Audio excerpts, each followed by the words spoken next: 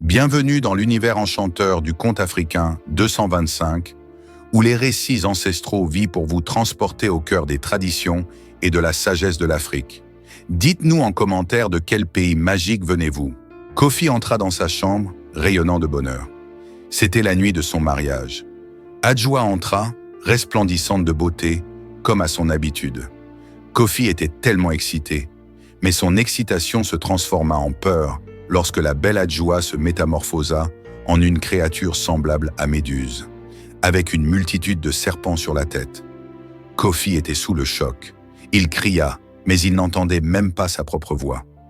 Adjoa prononça des mots dans une langue étrange, comme un sifflement de serpent, et Kofi se transforma en un gigantesque serpent avec sa tête humaine encore intacte. Kofi était l'homme le plus séduisant du village de Porto Novo. Grand, beau et bâti comme les femmes l'aiment. Les filles du village l'adoraient. Elles le vénéraient et rêvaient toutes d'être l'une de ses nombreuses conquêtes. Une fois, Kofi prétendit avoir voyagé dans une ville voisine, mais il mentit aux femmes en disant qu'il était allé à Cotonou. Sachant que beaucoup d'entre elles étaient fascinées par les récits des grandes villes, il utilisait ces mensonges pour attirer leur attention. Il se servait de ces histoires inventées pour séduire les femmes les plus difficiles et obtenir leur faveur. Kofi était considéré comme le séducteur du village, courtisant toutes les femmes. Il était rempli de fierté. Il ne courait pas après elles, ne les forçait pas à venir à lui. Mais les femmes venaient à lui de leur plein gré avec des cadeaux, certaines avec de l'argent, d'autres avec des vêtements coûteux, toutes voulant goûter au charme de Kofi. Il les divertissait toutes. En réalité, aucune femme du village n'avait échappé à ses avances. Elles étaient obsédées par lui, car peu d'hommes dans le village étaient aussi séduisants que lui. Sa beauté le rendait arrogant.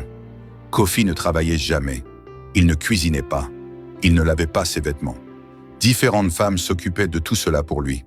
Orphelin, même avant la mort de ses parents, ces derniers lui avaient toujours demandé de trouver un métier, mais il n'avait jamais écouté. Il obtenait tout ce dont il avait besoin des femmes. Elles venaient avec de la nourriture et cuisinaient pour lui. Tout ce qu'il avait à faire était de les satisfaire. Toutes les femmes savaient qu'il était leur petit ami. Elles ne se disputaient pas entre elles. Elles le partageaient sans jalousie. Au contraire, elles se réunissaient dans les rues du village pour plaisanter à son sujet. « Kofi est tellement doux, sais-tu qu'il m'a donné des arachides hier ?» disait l'une. Une autre ajoutait « Il s'est assuré que j'étais à l'aise quand j'ai dormi chez lui. Oh, nous sommes tellement chanceuses d'avoir Kofi. Il est le meilleur. » Les femmes disaient souvent « Je pense qu'il est temps de lui offrir un autre cadeau collectif. Une télévision, ça vous semble bien? Oui, c'est une bonne idée. » Une autre répondait « Mais c'est cher. Commençons à économiser pour lui offrir. Il mérite le meilleur. » C'est ainsi que les femmes du village se comportaient. Elles ignoraient les autres hommes qui tentèrent de les courtiser. Elles étaient toutes obsédées par Kofi, qui était fier de lui-même. Il avait même un emploi du temps pour ses visites. Quand une femme partait, une autre arrivait. La femme qui partait disait à celle qui arrivait « Prends bien soin de lui, d'accord ?» Et elle riait, bêtement. Tout cela irritait profondément Asiba. Elle ne comprenait pas pourquoi les femmes agissaient ainsi. Lorsqu'elle était arrivée au village, elle avait d'abord cru que c'était une coutume locale. Mais une ancienne du village lui expliqua que ce n'était pas leur culture, que les femmes du village avaient simplement choisi d'être naïves et insensées. On leur avait conseillé à maintes reprises de laisser Kofi et de donner une chance aux autres hommes, mais elles ignoraient ces conseils, disant que les autres n'étaient pas aussi séduisants que Kofi. Asiba était stupéfaite. Comment ces filles pouvaient-elles vivre ainsi, se demandait-elle.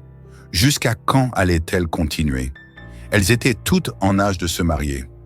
Alors pourquoi se contenter d'un seul homme? C'était une abomination.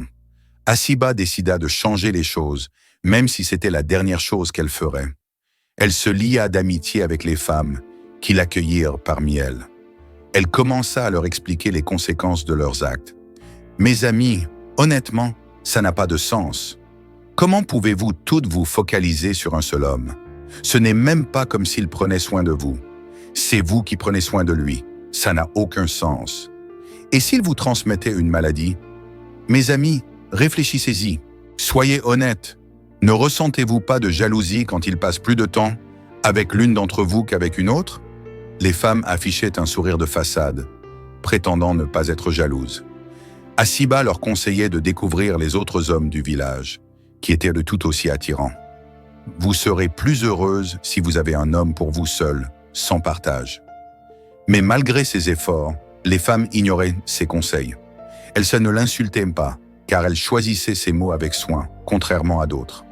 Elle lui disait « Kofi est tellement beau, viens te joindre à nous, il t'aimera aussi. » « Dieu m'en garde, » répondait Assiba en souriant. Elle ne l'écoutait jamais, mais elle ne baissa pas les bras.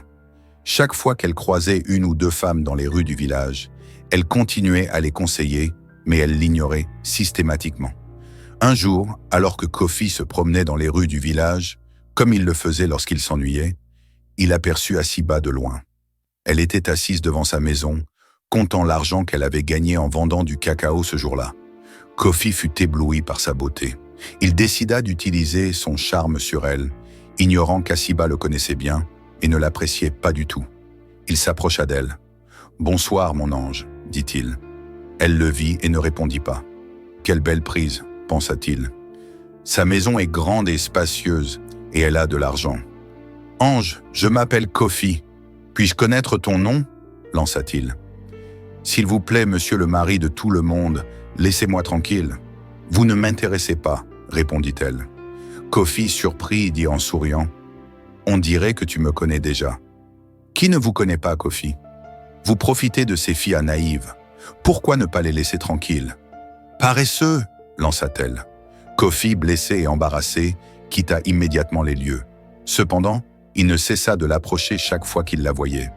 Il voulait la conquérir à cause de sa richesse, rien d'autre. Il la suivait et l'importunait. Elle l'ignorait à chaque fois. Un jour, Assiba se rendit au ruisseau du village pour chercher de l'eau et y rencontra plusieurs des petites amies de Kofi. Elle leur dit « Je vous ai répété maintes fois de laisser Kofi, mais vous refusez. Kofi ne vous aime pas. Savez-vous qu'il me suit partout ces jours-ci? Il m'importune beaucoup. Il veut que je sois sa petite amie, alors que je ne l'aime pas. » Les femmes crièrent « Menteuse, on sait que tu veux nous éloigner de lui. Kofi ne courtise personne. Nous sommes toutes venues à lui en premier. »« Vous pensez que je mens? Très bien, » répondit Assiba.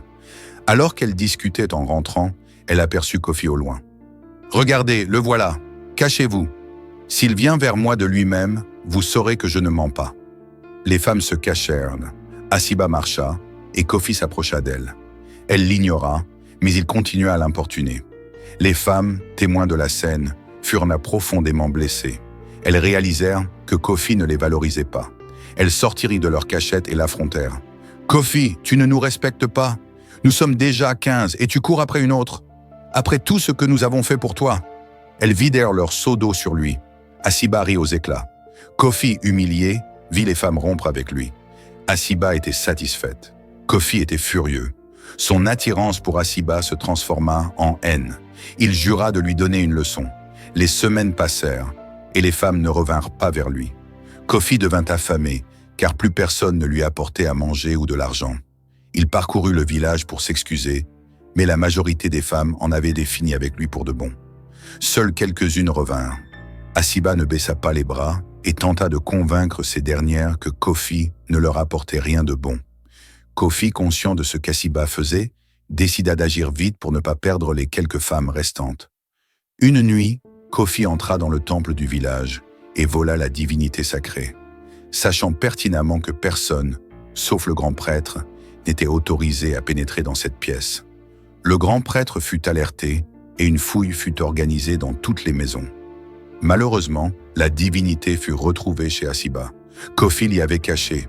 Rien ne pouvait sauver Assiba, car quiconque commettait cet acte devait être sacrifié. Tout le village pleura pour Assiba. Tous se demandaient, Assiba aurait-elle vraiment volé la divinité? Que s'est-il passé? Personne ne savait. Assiba fut sacrifié.